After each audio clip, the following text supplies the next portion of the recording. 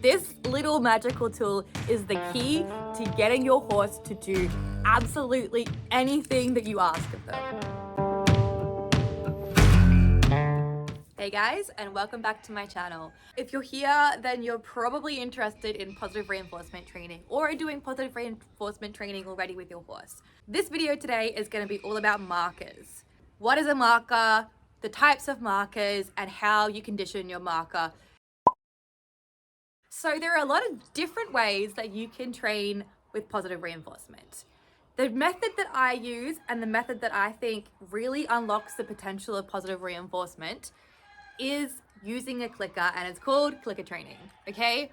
And this has been shown time and time again to never fail to train absolutely any species to do anything that animal, anything that you want that animal to do, as long as the animal is physically capable of doing it, okay?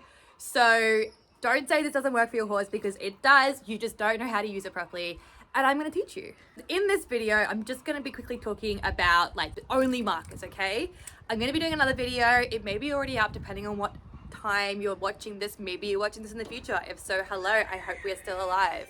So I'm going to be doing another video on the things you need to know when you're starting positive reinforcement, rather than going into it in this video.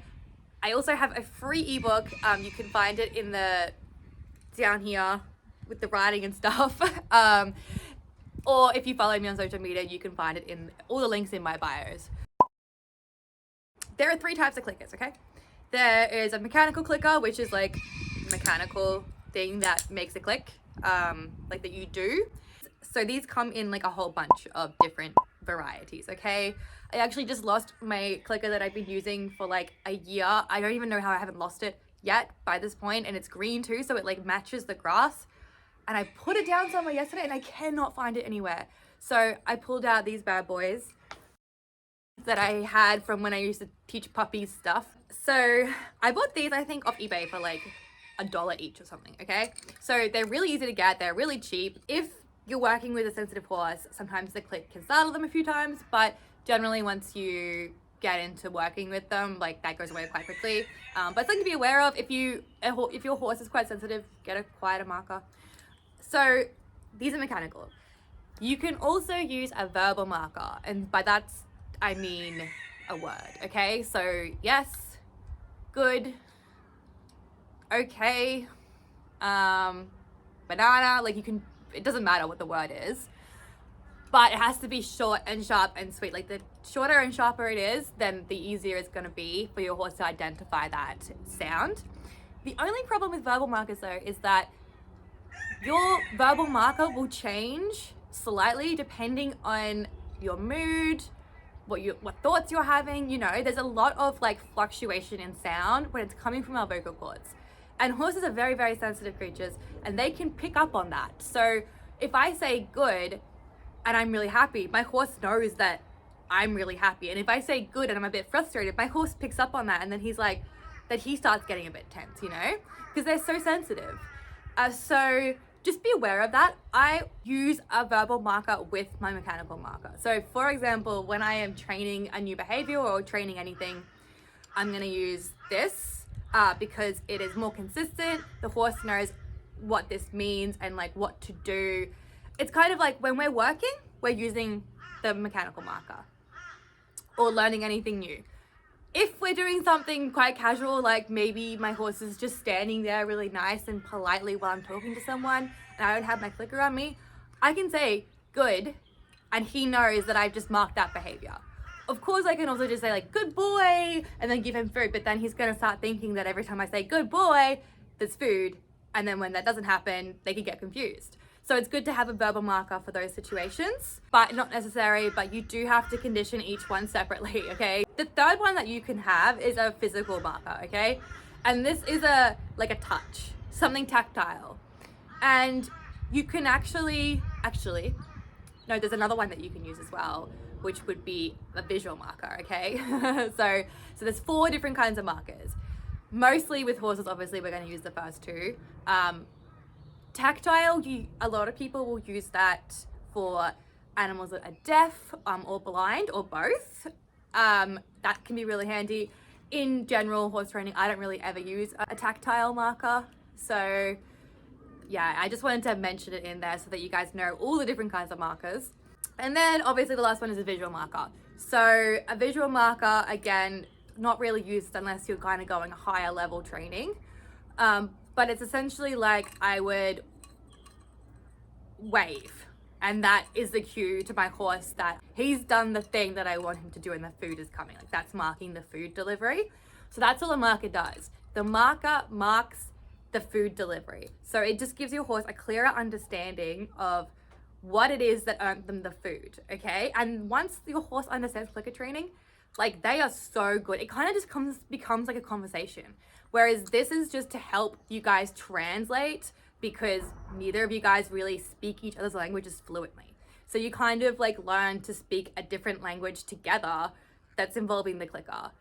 And that's really cool. And that's why clicker training has so much potential, and you can achieve such really, really cool results quite easily and quite quickly once you learn how to use the clicker to its maximum potential.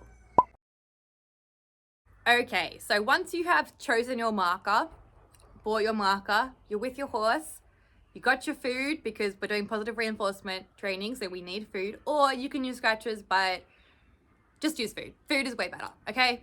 So you're going to have your horse, like I always recommend, in protective contact, which means have a barrier of some kind between you and your horse. Just keeps you safe when you're playing around with all this stuff and learning. Just horses are dangerous, okay? No matter what method you're doing, horses are dangerous. So that's what I recommend. Do whatever you want. It also helps too, having a barrier when your horse is still learning boundaries with the food, okay? Because it is very natural for horses, when you pull out food, to start trying to get the food. That is not them being rude. That is how their brain works, okay? Their brain has this like mechanism that really, really motivates them to seek out food. And if they didn't have that, then they wouldn't spend all day grazing, okay? So your horse mugging you just doesn't understand that they're not supposed to do that. They're not doing anything to spy you. They're not doing it to annoy you. They're either, they don't understand, or they can't because maybe they're stressed, or again, it's because they don't understand, okay? That's why it's good to have a barrier in between, because it helps you teach your horse, do not come on top of me to get the food. You stand at a safe distance and the food comes to you. Okay, so I highly recommend doing that. You can use a reverse round pen. You can use like the other side of a fence. You can use a round pen and stay on the other side. You can use rope. You can use electric tape. Just choose whatever you want, whatever works for your horse, okay? Okay, so what you're gonna wanna do, have the food ready in reach, because you're gonna wanna be feeding quite quickly. And what you wanna do is just click and then immediately feed your horse. And then click and immediately feed your horse. Only feed them really small amounts, okay? And choose something that's not gonna be really dry in their mouth, because that can cause them to choke, all right? So just give them like really small amounts. You don't have to be giving your horse huge handfuls, all right? So click and then feed your horse. And you wanna be doing this like maybe every 3 seconds. So I'm gonna be click, feed, click, feed, click, feed, click, feed, click, feed, click, feed. And you just do that. And you should probably only really need to do it like maybe like 20 times. Then leave your horse with some food and walk away, okay? Don't just walk away from your horse, because your horse will get really upset about the fact that the food just stopped and they won't understand why, okay?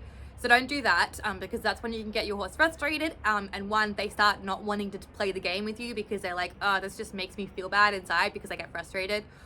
Or it can also make like them do undesirable behaviors.